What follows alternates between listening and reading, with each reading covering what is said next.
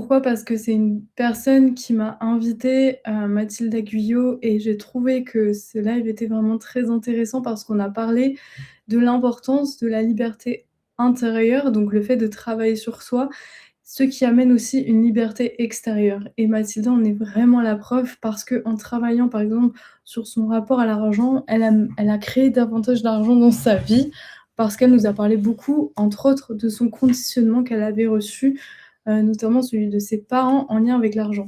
Donc je ne cesserai de vous dire encore et encore que tout ce que vous avez, en face de vous dans votre vie, c'est vraiment le reflet de ce qu'il y a à l'intérieur. Et même si vous voyez pas tout de suite les résultats, il y a ça c'est toujours c'est toujours important de travailler à l'intérieur de soi et d'aller analyser un petit peu et de se libérer au maximum de ses croyances, de ses postulats, de ses schémas répétitifs, de ses émotions en lien avec ce qui se passe dans votre vie.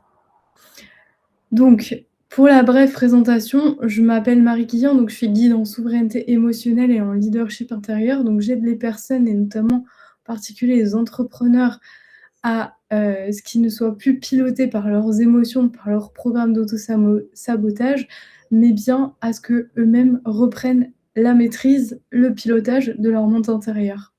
Donc, donc voilà pour cette présentation. Je suis ravie de vous retrouver aujourd'hui.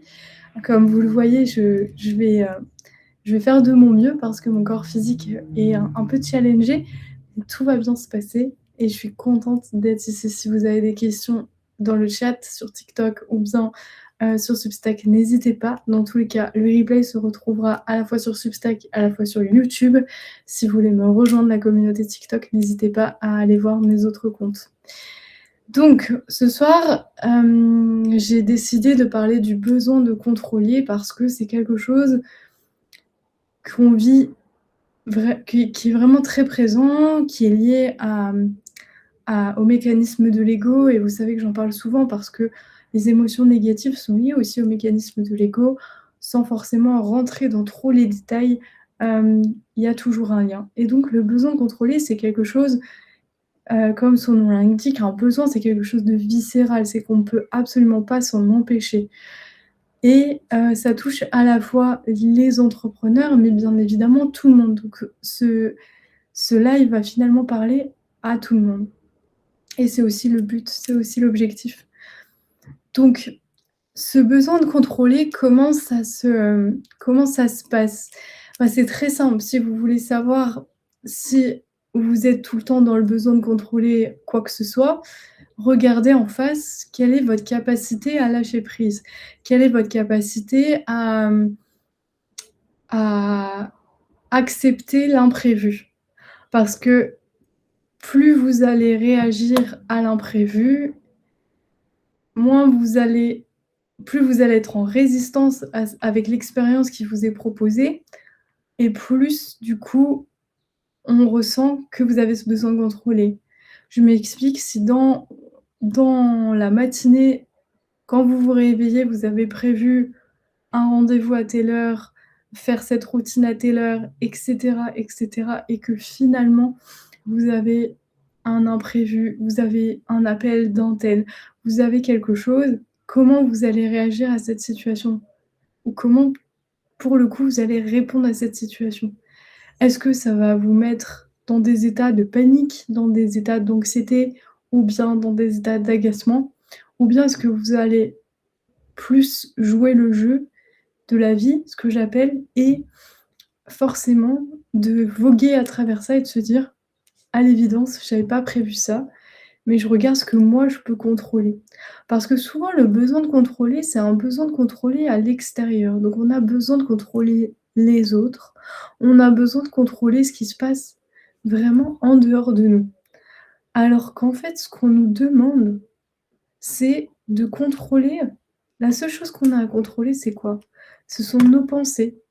Ce que je décide de mettre à l'intérieur de mon cerveau, ce que je décide d'entretenir, ce que je décide d'observer. Est-ce que cette pensée, elle me nourrit, elle me nourrit pas? Est-ce qu'elle m'élève, est-ce qu'elle m'élève pas? Donc ça, c'est la première chose. Deuxième chose que vous pouvez contrôler dans votre vie et que vous devez contrôler dans votre vie, c'est vos émotions. Parce que les émotions sont là juste pour être traversées. Je vous prie de m'excuser. Heureusement, j'ai prévu la petite boîte de mouchoirs, à côté, comme ça évitera, que je sois plus ou moins perturbée. Donc, deuxième chose que vous avez à contrôler, ce sont vos émotions. Donc quand une émotion arrive, se déclenche à l'intérieur de vous, est-ce que est-ce que vous allez consciemment vous laisser traverser? Non, je ne suis pas professeure de français, je suis guide en souveraineté émotionnelle et en leadership intérieur. Si tu veux savoir, je t'invite à cliquer sur ma bio. Je réponds en même temps sur TikTok parce que je reçois des messages et et c'est et du coup, deuxième chose donc, vos émotions, est-ce que vous décidez de vous laisser enfin traverser par cette émotion ou est-ce que vous décidez de la renier? Est-ce que vous décidez de la réprimer? Est-ce que donc ça, vous avez vraiment le choix à chaque fois de répondre différemment à la situation. Donc finalement, vous avez un peu ce contrôle sur ces émotions et que je c'est d'ailleurs ça la mission de souveraineté émotionnelle, c'est de vous apprendre à piloter vos émotions et je dis bien le mot piloter. Pourquoi? Parce qu'on ne va pas contrôler une émotion. L'émotion, elle est là pour nous traverser, c'est un message, c'est une indication qu'il se passe quelque chose à l'intérieur de nous.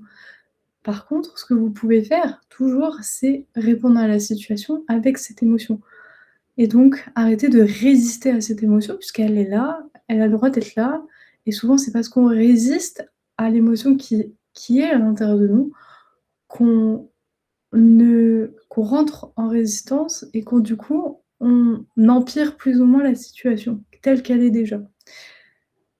Je vais prendre un exemple en lien aussi avec le besoin de contrôler.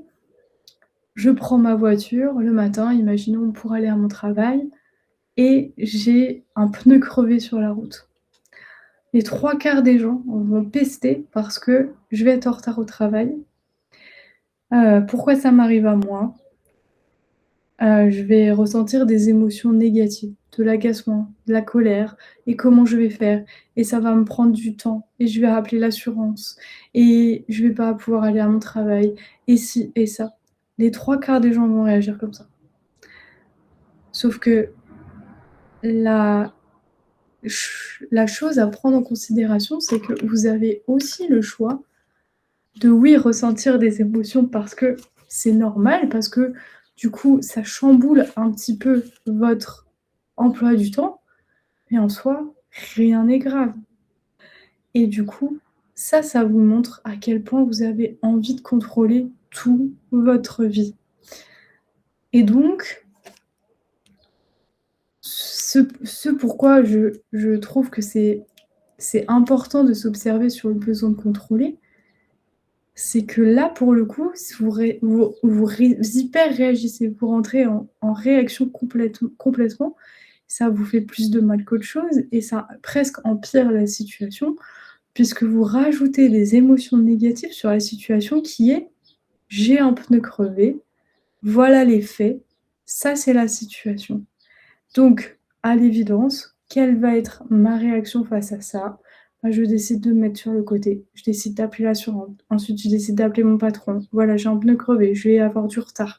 Je te prie de m'excuser. Imaginons, je sais pas, j'ai des rendez-vous au travail.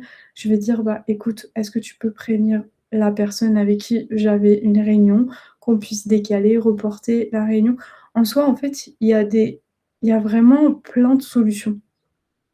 Sauf que si vous décidez de réagir par l'émotionnel et du coup peut-être, je sais pas, d'en vouloir à l'assureur, ou de vous en vouloir à vous-même ou de en fait ça va empirer la situation de base, ça va rajouter de la négativité qui n'est pas nécessaire en fait en soi.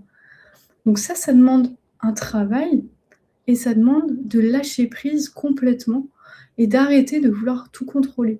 Parce qu'il y a des choses dans la vie et ça c'est sûr, je vais pas vous l'apprendre, dans la vie, il y a des choses que vous allez pas contrôler. Les saisons, on ne contrôle pas.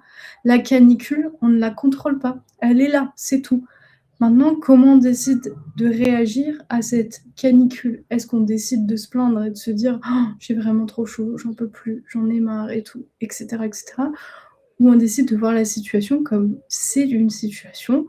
Oui, ça peut être challengeant, mais en attendant, en face, il y a des solutions. On peut se mettre un peu plus à l'ombre, on peut, mettre, je sais pas, un gant mouillé. En fait, il y a plein de solutions, mais rajouter de l'émotionnel sur un fait, sur une situation, ça n'avance en rien, en fait. Ça ne change rien, ça ne change pas la situation. La canicule sera toujours là.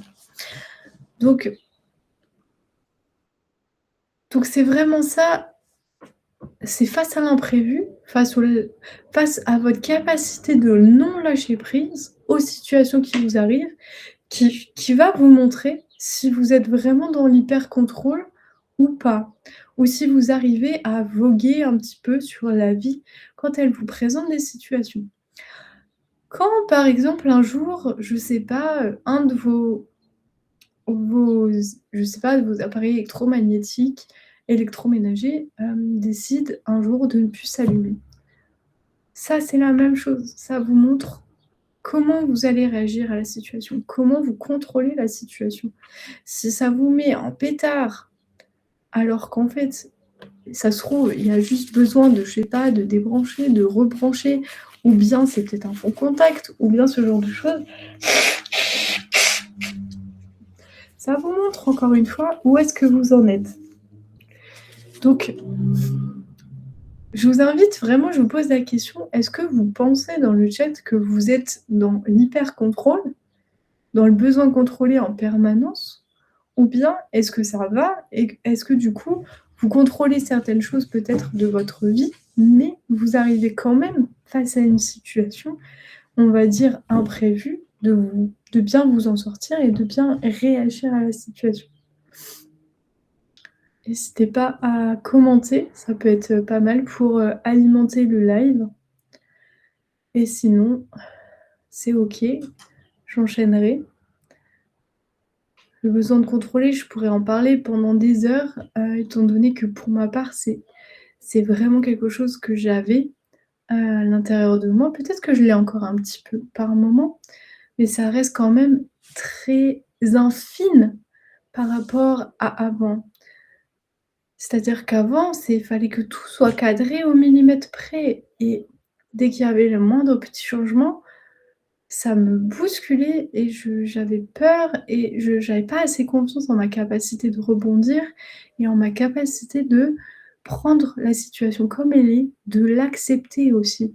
Souvent, le besoin de contrôler, c'est parce qu'on n'arrive pas à accepter l'expérience qui se passe dans notre vie, le bon comme le moins bon.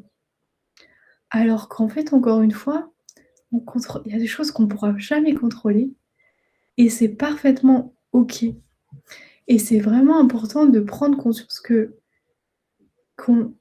si vous voulez vraiment être heureux dans votre vie, il va vraiment falloir lâcher ce besoin de contrôler. Vous pouvez contrôler vos actions aussi, ça c'est important. J'avais parlé de premièrement les pensées, deuxièmement les émotions, troisièmement les actions. Ça, vous pouvez contrôler vos actions que vous allez faire. Par contre, vous ne pouvez pas contrôler le résultat. C'est-à-dire que si moi, je fais un live et qu'il y a 0 personne en face, je peux pas contrôler ce résultat-là. Par contre, je peux contrôler ce que je vais dire dans mon discours, ce que je vais pouvoir l'heure à laquelle je vais choisir de faire ce live pour qu'il y ait le plus de monde possible, par exemple. Ça, je peux le contrôler. Par contre, en face, si ça répond pas, je peux pas le contrôler. Et si, par exemple, j'ai personne, ça peut m'indiquer aussi que comment je vibre là, tout de suite, maintenant. Comment je vous parle de vibration, mais c'est quelque chose de très, quantifiable, en fait.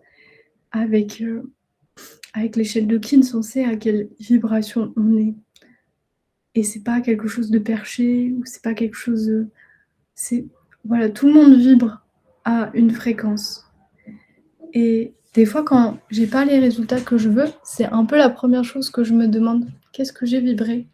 Comment Et comment je sais que je vibre entre guillemets «bien» ou entre guillemets «mal» et du coup face aux résultats de la vie? Eh bien, c'est comment je me sens. Si je me sens dans des émotions positives, forcément je vais peut-être avoir plus de magnétisme, plus d'attractivité, plus de résultats. Et en face, si je me sens pas bien et que je sens que j'ai des émotions négatives ou des pensées négatives sur le coup, hem, ça va se ressentir aussi. En général, c'est très simple. Je sais profondément quand je vibre entre guillemets «bien» ou quand je vibre pas bien. Comment je le sais? Tous les jours, je me balade et en général, quand je vibre bien, les gens, ils ont envie de venir me voir et de discuter avec moi parce que je suis ouverte aux autres. Je suis ouverte au niveau de ma cage thoracique, je suis ouverte, je souris aux gens, je leur dis bonjour et ça aide. Ça donne un indicateur tout simplement que j'ai envie de discuter, que je suis prête à discuter et à échanger. Par contre, quand je me sens mal et que je vais me balader, parce que ça peut m'arriver encore, hein, bien sûr, c'est normal, quand par moments, je peux me sentir mal et je vais dans la nature pour me recharger. Je le sais quand je je vais je vais plutôt mettre mon casque sur les oreilles et je voudrais absolument pas. Je pose aussi l'intention que personne ne me voit finalement, personne ne me regarde, personne ne m'observe et ça fonctionne. Et du coup, ça vous donne vraiment un indicateur sur ça. J'ai fait une brève tergiversion, mais en tout cas, le besoin de contrôle, je reviens à ça parce que c'est super important, ça peut s'enlever. Ça peut vraiment s'enlever. En fait, du moment que vous êtes dans un besoin, il y a en face de la souffrance. J'ai besoin d'être aimée, donc je souffre. C'est automatique. Sauf que ce qu'on nous demande, c'est de se sentir complet à l'intérieur de soi et donc d'arrêter de chercher le bonheur à l'extérieur de soi et plutôt d'être à l'intérieur de soi. Et plus vous allez lâcher prise, libérer vos émotions, de besoin de contrôler par rapport à toutes les situations, et plus vous allez vous rendre compte que ça va être facile pour vous de voguer à travers la vie, à travers, entre guillemets, ce qu'elle a à vous proposer. Et ça, vous allez en plus faire preuve de résilience et vous faire encore plus confiance sur vos capacités à remonter sur des challenges ou des choses un peu négatives que vous pensez être négatives sur vous. Donc à chaque fois, souvenez-vous que quand on sort de l'émotionnel, on rentre dans la rationalité et c'est pour ça que, cette entreprise aussi s'appelle Souveraineté émotionnelle. C'est parce que mon objectif, c'est de sortir les gens de l'irrationalité. Parce que plus vous êtes dans des émotions négatives, dites négatives, parce que pour moi ce sont juste des émotions, il y a pas de négatif ou de positif en soi, mais on va faire simple et plus je me suis attendez, je vais retrouver le fil. C'est le moment où, je dois retrouver, exactement ce que je disais il y a 2 secondes.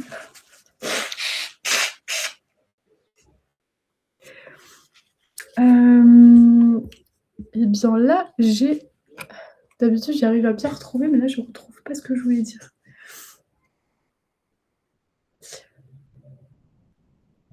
Oui, si, c'est ça. En fait, l'objectif, encore une fois, de souveraineté émotionnelle, c'est de sortir de l'irrationalité que les émotions peuvent générer. C'est-à-dire que quand vous avez une émotion peut-être dite négative, vous voyez la scène à travers cette émotion. Vous voyez la scène à travers cette émotion, ces pensées qui sont rattachées à cette situation. Donc si je me sens en colère, j'aurai des pensées de colère. Oui, mais ça m'agace cette situation, j'en ai marre, c'est pas juste. Je vous caricature, mais c'est un peu ça qui se passe. Quand on est en colère, il y a souvent ce genre de pensées qui sont liées avec ça. Et donc, forcément, ça nous met dans le prisme de on met les lunettes colère et donc ensuite on va penser que «Le monde est terrible, le monde est injuste». Je vous caricature, mais c'est vraiment ça. Les gens qui sont très en colère, c'est ça. Ils pensent que toute la terre entière est contre eux. Mais c'est parce qu'ils ont trop de colère à l'intérieur d'eux, qu'ils ont pas laissé circuler à l'intérieur d'eux et ce qui fait qu'ils ont emmagasiné beaucoup de colère, que la jauge, elle est remplie à 100, le panier de colère est rempli à 100, et donc, de ce fait, ils voient la vie à travers la colère. Donc ça crée une irrationalité et donc on voit la vie à travers cette irrationalité parce que je me sens en colère à l'intérieur de moi. Donc, de ce fait, souveraineté émotionnelle joue sur ça en disant: «On va te libérer au maximum de toutes les situations où tu as ressenti de la colère». Pourquoi? Pour qu'ensuite tu arrives à voir la scène qui t'est arrivée sous un autre prisme et donc sous le prisme de la rationalité comme quelqu'un de non émotionnel est, pour que tu puisses ensuite prendre des décisions basées sur la rationalité. La rationalité, je rappelle, c'est la raison. Donc et ça, on l'oppose aux émotions. Aux émotions, c'est du mouvement à l'intérieur de soi et les émotions, ça brouille le cerveau, ça brouille, ça crée une chimie. Donc quand on est amoureux, on dit souvent que voilà, on a la tête dans les nuages, mais ça aussi l'amour, en tout cas la chimie qu'on peut ressentir dans l'amour, dans le fait de tomber amoureux, ça aussi ça filtre. Parce qu'au début, on va voir l'homme ou la femme que, qu'on qu'on qu'on a envie avec lequel on a envie d'être en couple, comme la personne la plus merveilleuse de la terre, on voit que ses qualités et cetera et ça envoie de la chimie dans notre cerveau. Il est formidable, elle est formidable, j'ai envie de me marier avec lui ou avec elle et cetera et cetera et ça brouille. Du coup, on est plus rationnel et quand les mois passent, que cette chimie du cerveau, elle commence un petit peu à baisser parce qu'à un moment donné, on commence à construire une relation, on commence à la découvrir sous différents types d'angles. On voit aussi que, là aussi, on peut voir notre partenaire, est-ce qu'il est vraiment, il veut tout le temps tout contrôler et me contrôler moi en tant que personne?